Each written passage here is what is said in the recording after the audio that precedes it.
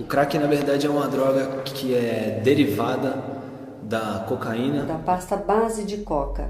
Então, dessa pasta base se faz ou a cocaína ou o crack. Uma mistura de cocaína com bicarbonato de sódio. Então, é adicionado outras substâncias, como querosene, ácido sulfúrico. Levado em aquecimento, né, até virar essa pedra. E ele faz um barulho dessa mistura, nesse aquecimento com esses diluentes. Crack, por isso surgiu o nome crack. Então, o crack é cocaína com bicarbonato de sódio, né? E fez-se essa mistura, tentou-se essa mistura para não utilizar a cocaína pura por questões financeiras, por questões de que eles é caro usar a cocaína. Essa droga, a partir do momento que ela é queimada, que é a forma de consumo dessa substância, em mais ou menos 10 a 15 segundos ela chega no cérebro, através da corrente, da corrente sanguínea, ela chega no cérebro e é lá onde ele vai causar as alterações que vão durar mais ou menos 15 minutos. De 10 a 15 minutos é o efeito do crack. Ele não vê o que a gente consegue enxergar, o que a que faz na mucosa nasal, na inalação da fumaça, do tóxico. Né? De início, imediatamente, eles vão causar taquicardia, que é uma aceleração dos batimentos cardíacos, aumento da pressão cardíaca. Alguns pacientes podem ter espasmos musculares. Na parte psíquica, pode levar a o que é chamado de paranoia, que é o medo. Alguns têm medo de que esteja alguém vendo, que a polícia esteja chegando, que a família esteja próxima. Muitos pacientes têm quadros de alucinações, tanto auditivas quanto visuais, tá? Visão de vultos, visão de pessoas, escuta vozes que chamam. A inalação dessa substância tóxica, dessa fumaça tóxica, ela lesa a mucosa, né? Faz uma vasoconstrição intensa nas artérias locais, artérias cardíacas, artérias cerebrais. Ele pode ter necrose da mucosa do esôfago, do estômago, do nariz, né? Então são N as situações que podem ocorrer. E dependendo da quantidade de droga que se usa e de como está o organismo desse paciente, a gente pode ter o que se chama de uma overdose. A overdose é a sensação ruim causada pela droga no organismo. Essa overdose pode ser leve ou ela pode ser intensa. As mais intensas a gente pode encontrar pacientes com dores no peito, alguns com infarto, ou até derrames, crises convulsivas ou arritmias cardíacas graves, que são as principais causas de morte da cocaína e dos seus derivados, dentro deles incluindo o principal deles, o crack. A droga, a cocaína, o crack, eles têm uma ligação com neurotransmissores cerebrais, que é a dopamina, a serotonina e a noradrenalina. Então, eles são estímulos, têm os estímulos desses neurotransmissores, que são transmissores do prazer, da euforia, né? Eles aumentam esses neurotransmissores cerebrais. Então, o paciente fica ligado, tá? Então, eles mexem, é como se o paciente estivesse em constante estado de fuga, de alerta, que é o que o nosso organismo desenvolve quando tem esses hormônios alterados. Num episódio de susto, então você tem a liberação desses hormônios e a droga faz com que esses hormônios aumentem a concentração cerebral. Então eles vivem naquele constante estado de euforia, de agitação. E aí depois eles caem de uma vez, declinam de uma vez, né? E essa ação, a neurotransmissor cerebral, a droga, ela também atua num lado da recompensa, no sistema límbico, das emoções cerebrais. Então, a droga, ela é inalada, libera essa quantidade grande de hormônios e depois o estado de recompensa é ativado. Ensina o cérebro dele de que existe um prazer muito maior do que qualquer outra coisa que ele já tinha passado pela vida dele, seja no sexo, seja em atividades esportivas, atividades de arte, até o afeto, o carinho da família. Isso ainda não chega à sensação que o crack causa no cérebro. Então, por isso, a necessidade de repetir essa sensação de prazer cerebral.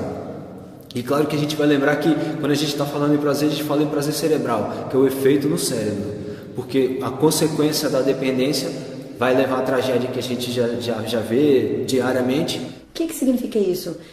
a mesma quantidade não vai fabricar o mesmo efeito. Então ela vai precisar de mais quantidade para sentir o mesmo prazer, mais quantidade para sentir o mesmo prazer. Por isso a dependência e por isso o uso exacerbado da substância, a fissura, tá? Pelo uso incontrolável de uma pedra, de outra pedra, de outra pedra. E o usuário ele não usa mais por ele sentir um prazer, ele usa por necessidade, por exigência do cérebro, pelo uso da droga, pelo efeito da dopamina no cérebro. Então é praticamente como se fosse uma obrigação.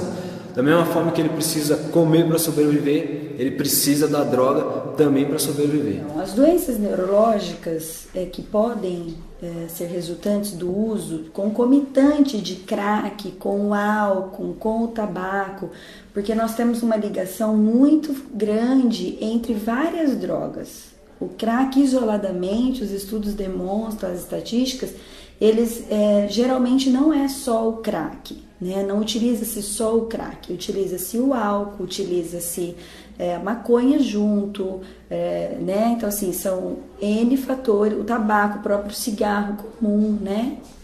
E essa concomitância de drogas causam N situações de lesão neurológica, físico. Pacientes com quadro de impulsividade, muitos pacientes com quadros depressivos associados ao uso da droga, pacientes ansiosos, que também consequência do uso da droga, ou piorados pelo uso da droga. Mas existem casos mais graves, como por exemplo, pacientes que se tornam psicóticos pelo uso da droga. Então aquela psicose causada no momento do uso, que são as alucinações, a paranoia, isso não para com a suspensão do uso da droga. Então o paciente pode desenvolver a doença chamada esquizofrenia, onde ele vai continuar com o quadro psicótico mesmo sem o uso da droga. Tá? Então ele desencadeou uma doença mental a partir do uso da droga, que provavelmente ela não iria acontecer se ele não tivesse entrado em contato com essa substância. Então ele vai desenvolver doenças incuráveis, doenças graves, que aí vão precisar de um tratamento a longo prazo. Estando ou não em uso da substância, essa doença já vai estar instalada no cérebro de alguns dos usuários. Tá? E a depressão que vai associada e que depois pode ser que continue o tratamento mesmo sem a droga, a ansiedade também tratada mesmo sem a droga. Na verdade, dentro da psiquiatria, a gente tenta limpar o paciente. O que é limpar o paciente? A gente tenta tirar a droga, tirar o crack e ver o que sobra dessa pessoa. Se sobra a depressão, se sobra a ansiedade, se sobra a psicose, e aí a gente vai tratar. Porque no momento em que ele está em uso, ele pode ter tudo isso, e tudo isso ser apenas consequência do crack, e não a doença de base dele. Depois da droga a gente vê o que sobrou desse cidadão, se existe mais alguma doença, e aí se continua o tratamento. E todas essas doenças, elas repetindo, elas podem ser pioradas pelo uso da droga. A droga inibe qualquer funcionamento produtivo do usuário. O usuário para os estudos, para de trabalhar, ele não consegue ser mais produtivo. O assunto é marginalizado, quem usa droga é bandido, isso não é uma realidade. Nós estamos falando de dependência química, e dependência química tem que ser tratado como saúde pública, como se fosse diabetes, pressão alta, infarto, colesterol alto. Aqui no município de Álvares Machado, os projetos desenvolvidos pela prefeitura têm dado uma grande atenção aos jovens, né, fornecendo ajuda. O CREAS, o CRAS. É bom frisar que não são todos os usuários de droga, não são todos os usuários de crack que necessitam ser internados. Uma outra forma de tratamento que não é ambulatorial e que não é a internação hospitalar são as comunidades terapêuticas. As comunidades terapêuticas no Brasil, elas têm suprido o que os hospitais e os ambulatórios não têm conseguido pela quantidade muito grande de usuários. Então as comunidades terapêuticas têm suprido também o tratamento dos dependentes químicos. Dentro das comunidades terapêuticas existem vários tipos e várias formas de se trabalhar. A gente precisa de pessoas preparadas para tratar com dependentes químicos.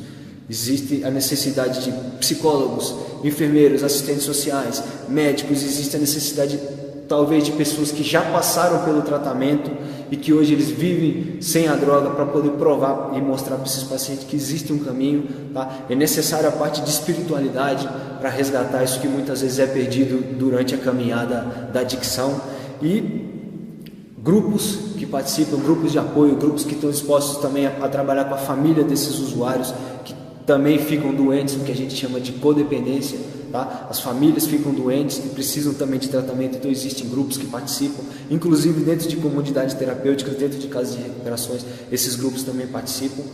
A gente, só pela citação da quantidade de profissionais que precisam para fazer um tratamento, a gente consegue ver a alta complexidade que essa doença é. Não existe um tratamento para o crack, existe um tratamento para a droga. Nenhum tratamento sério e nenhum tratamento que tenha o objetivo de resolver o problema está baseado numa troca de uso de substâncias. Não se troca o uso de droga.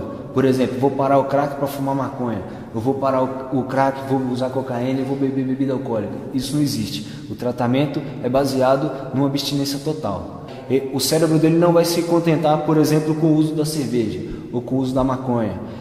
A partir do momento que ele usa essas substâncias, o cérebro vai exigir algo que ele já conheceu que é mais potente, que é a cocaína, o que é o crack.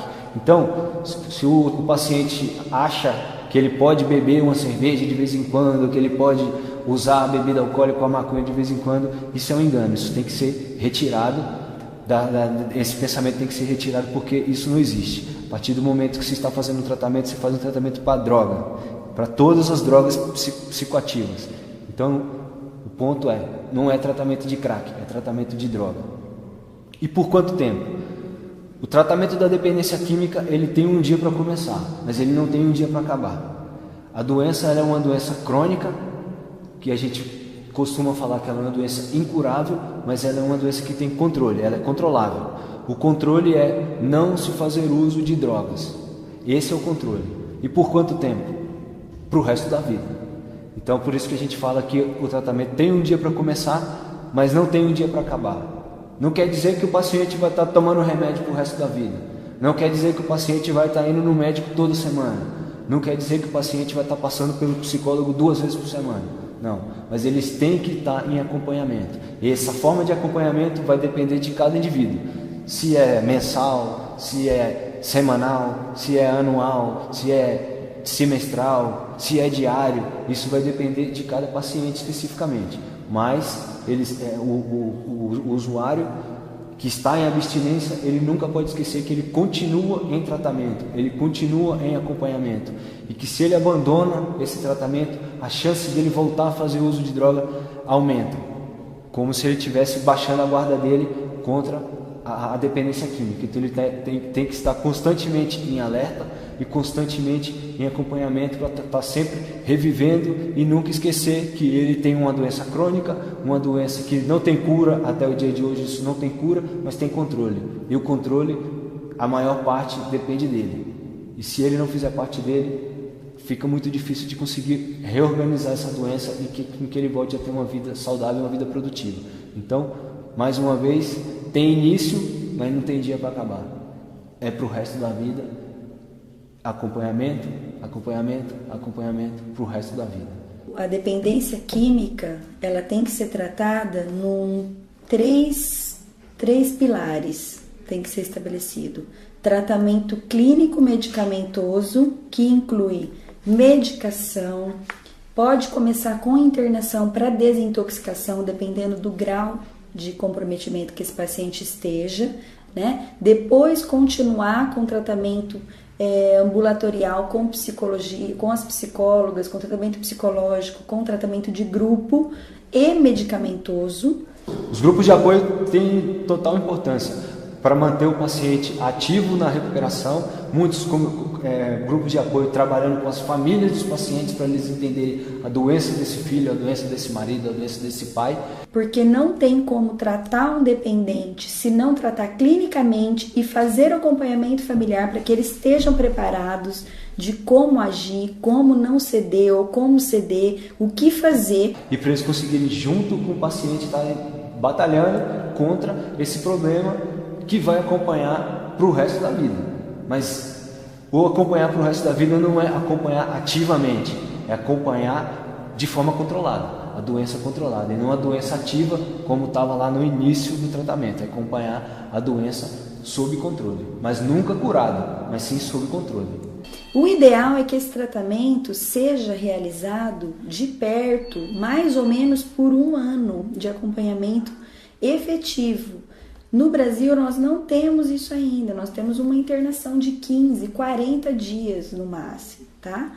E o ideal é que seja 1 ano de internação, que se retire o paciente do ambiente que ele esteja, né, que ele fique totalmente vivendo uma outra realidade, para que consiga, com medicações e terapia de grupo, todo esse acompanhamento periódico e supervisionado, para que ele tire esse processo da vida dele definitivamente. Tá? Esse é o tratamento mais eficiente, que nós não temos. Então, o uso de droga eu iniciei aos 11 anos de idade. Na verdade, eu comecei primeiro me envolvendo com tráfico de droga, comecei vendendo maconha, aí tomando cerveja, pinga, e daí com 11 anos já comecei a usar maconha, álcool, de forma meio abusiva. O meu uso de droga começou aos 9 anos de idade, com ingestão de bebida alcoólica, né? Que a maioria das pessoas que tem o uso de substâncias químicas ou a mesmo alcoólatra sempre começa ou no álcool e depois vai para maconha, para cocaína, até chegar ao crack, né? Que para mim foi o fundo do poço. O uso da droga na minha vida se iniciou quando eu tinha 12 anos de idade, quando eu comecei a usar o tabaco, o álcool e a maconha. Então, o uso do crack eu iniciei com 14 anos de idade. Eu já vendia droga todo dia, então eu já tinha acesso mais fácil e comecei a usar uma vez por semana, com 14 anos. Com 15 anos eu já estava usando todo dia. Então eu comecei o uso do crack, eu tinha 15 anos. Eu já traficava, eu já vendia drogas, né? E teve um dia que eu não tinha drogas e tinha um amigo meu que tinha drogas. Eu fui na casa dele e perguntei para ele como que usava o crack, né? E ele me mostrou assim, e eu usei, e pra mim foi a droga perfeita, né? Me apaixonei por ela. O uso de crack se iniciou na minha vida quando eu saí pro mundo, para morar sozinho. Quando eu tinha 25 anos, comecei a usar o crack. Então, hoje em dia até é fácil, porque vende em qualquer lugar assim. É de fácil acesso hoje em dia para todo mundo, porque ela uma droga se torna barata, mas para quem vai usar o dia inteiro, a noite inteira, acaba se tornando até cara, né? Então como eu vendia também, então eu tinha acesso fácil. No meio das pessoas que estão envolvidas com drogas, são muito fácil, né? Porque você tem bastante contato, né? Você fala, vamos lá na casa do fulano, o fulano não tem, vamos no outro fulano que o fulano tem. Então, hoje no meio das pessoas que estão envolvidas com droga, é fácil de achar droga. Então, o momento mais difícil foi quando eu fiz 18 anos, que minha família começou a se afastar de mim, eu fui embora de casa, aí a família já não acreditava mais e eu comecei a usar demais, e eu já não pensava mais nos meios que eu estava fazendo para poder estar conseguindo o dinheiro para estar usando. Então eu vivia muito sozinho, já não tinha mais amigo, eu passei por processo de princípio de overdose, durante esse período foram 3 princípios de overdose, fui preso, então esse momento eu vivi muito sozinho, né? Não tinha amigo, não tinha ninguém para contar, nem família, então esses momentos foram bastante assim de sofrimento. Vivendo trancado dentro do banheiro da minha casa ou vivendo na porta da biqueira usando droga, né? Vendi casa, vendi carro, vendia roupas, roubava as coisas de dentro da minha casa para usar assim. E minha família não aguentava mais esse transtorno que ele estava passando pela minha adicção, pelo meu uso de droga abusivo, né? E eu fui morar sozinho e assim, foi a fase mais difícil, que daí eu ficava na rua. Foi a fase que eu mais me senti sozinho, porque não tinha mais amigos, não tinha mais ninguém por mim. Muitas vezes eu ia na porta da biqueira lá pedir para os caras vender droga e falar, sai daqui que você é um nóia e tal, né? Isso aí foi a fase que mais me prejudicou. a perca da família, principalmente, a perca da minha dignidade, saúde. A droga em casa, ela me levou à vida do crime. Ela só me trouxe o mal, só desgraça na minha vida. Judiei de muita gente devido para conseguir a droga. Me fez comer lavagem, comida do lixo, me fez roubar, me fez torturar.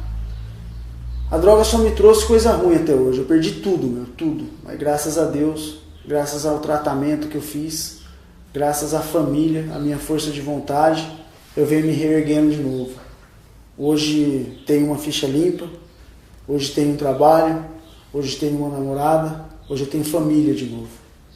Tudo que a droga me tirou, hoje eu venho conseguindo. Eu via que as pessoas não viam que o meu problema era a droga, as pessoas me viam como a droga, né?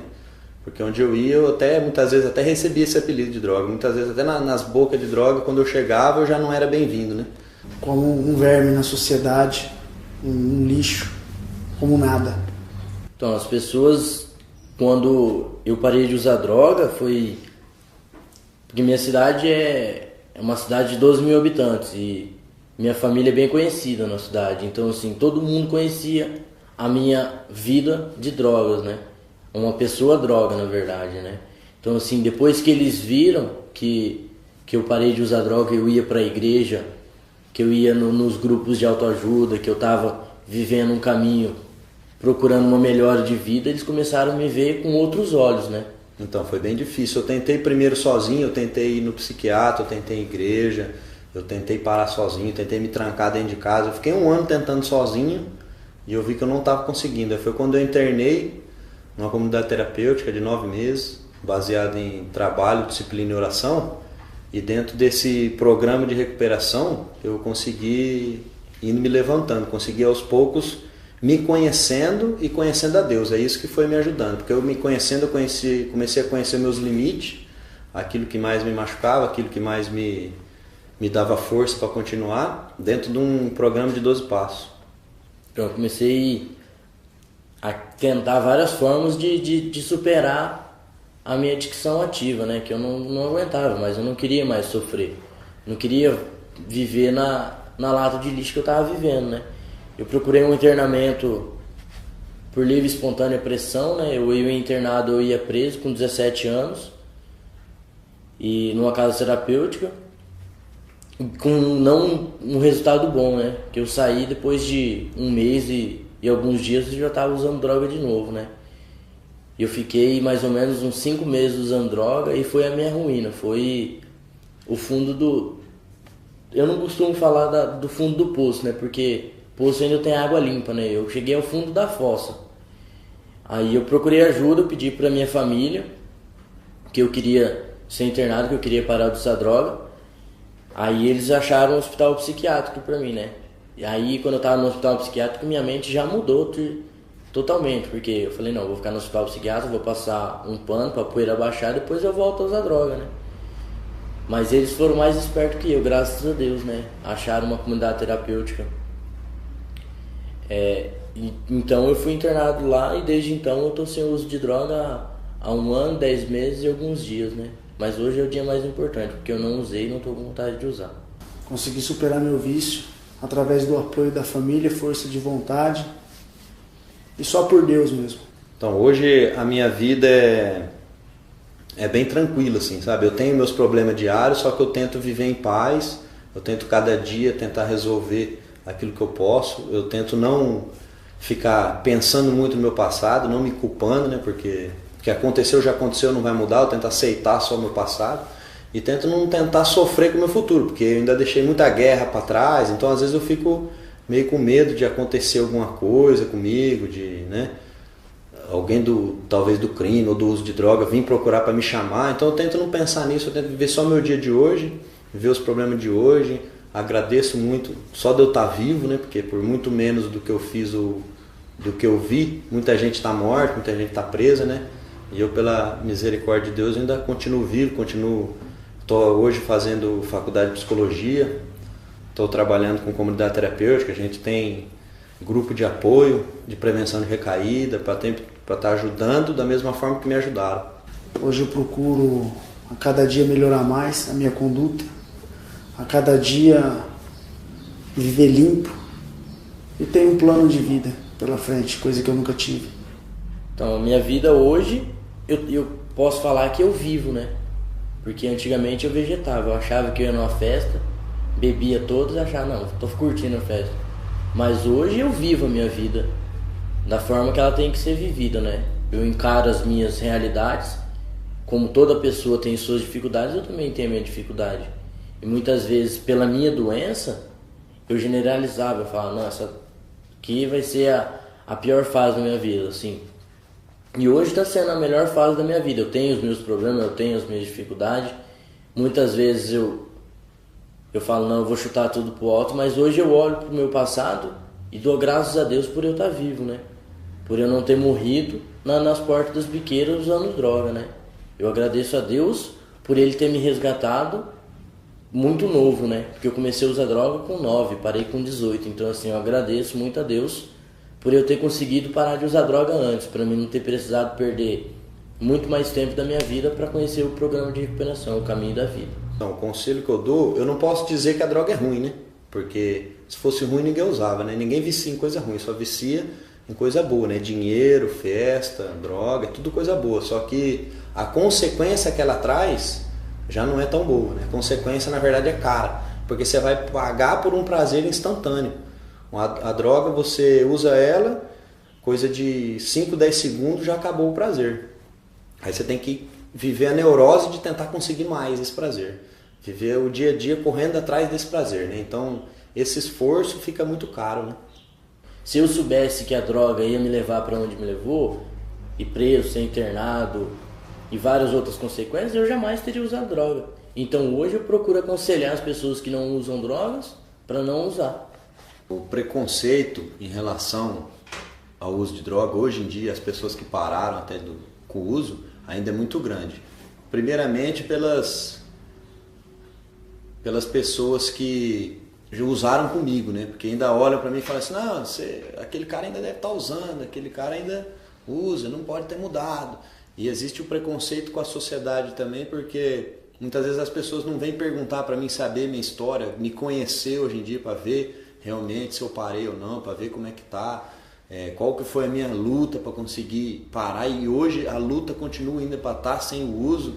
A pessoa não vem me conhecer, fica só essa conversa de terceiros, perguntou, e aquele rapaz? Não, aquele cara já usou droga, aquele cara foi envolvido com crime, então fica esse preconceito por trás, né? Fica esse preconceito de terceiros, assim. Todos que me conhecem ainda acham que eu sou aquela velha pessoa. Existe preconceito, sim, em bastante aspecto, né?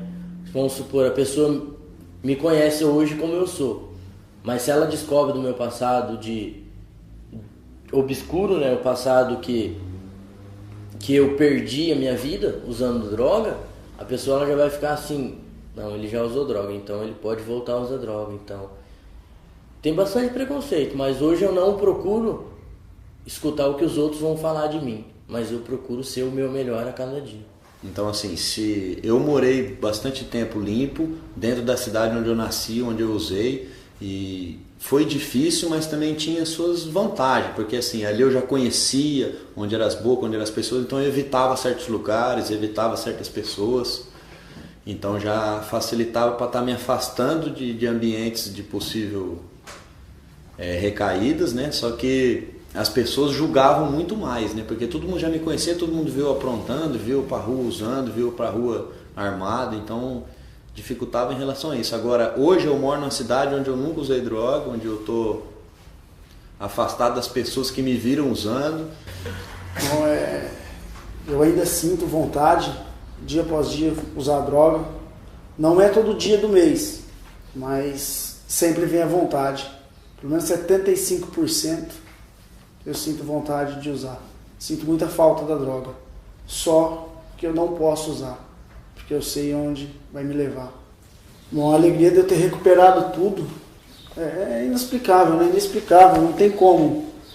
Depois que eu parei de usar droga, que eu voltei a viver, que eu falo, hoje eu tenho família, hoje eu tenho trabalho, hoje eu tenho tudo. Depois que eu abandonei os vícios, o que graças a Deus eu consegui sair desse mundo, me trouxe tudo de volta, me trouxe alegria. Hoje eu acordo e tenho vontade de lavar o rosto, eu pentei o cabelo. Isso não acontecia há mais de 10 anos. Enquanto eu estava na minha dicção ali, ativa, usando droga, eu já não tinha força de vontade para nada. Eu não cortava as unhas. Eu tenho foto que a minha barba vem no queixo. E eu não tenho barba. Cabelo sem cortar, cheio de piolho. Eu fedia, meu. Enquanto eu usava droga. Hoje não. Hoje, graças a Deus, eu estou limpo, sóbrio e tenho uma esperança de vida toda pela frente.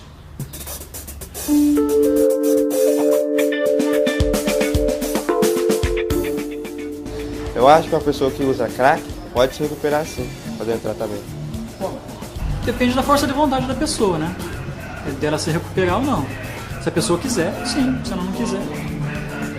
Eu acho, com força de vontade, sim, um acompanhamento em clínicas especializadas, ele pode se recuperar sim, e com o apoio da família.